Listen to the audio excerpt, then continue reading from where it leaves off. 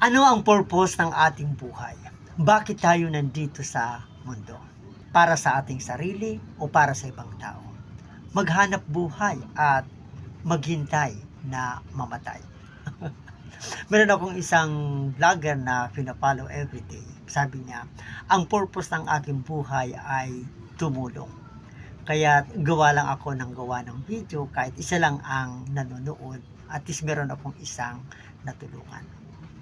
Wala pa noon ang monetization sa YouTube at Facebook, gumagawa na ako ng mga videos. Siguro nga kung mawala ang monetization ng YouTube at Facebook, ako na lang ang matitira kasi hindi ko tinitingnan ang kita.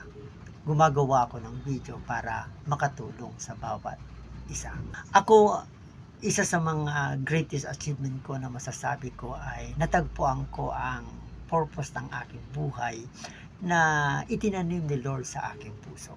My purpose in life is educating to inspire people.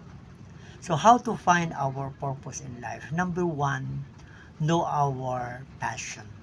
Ano yung love to do natin? Na kahit nahihirapan tayo, kahit maraming rejection ay gagawin natin. Number two, know our potential. Saan naman tayo nag-excel? Saan ba tayo magaling na magaling sa isang bagay? Na kahit hindi tayo bayaran, ay gagawin natin ito to bless other people. Minsan, pinigilan si Jesus na wag nang umalis ng mga tao. Pero sabi ni Jesus, hindi.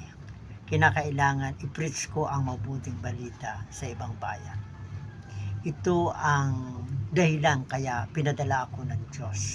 Ikaw, ano ang reason kung bakit nandito ka sa mundo? Live God, design life.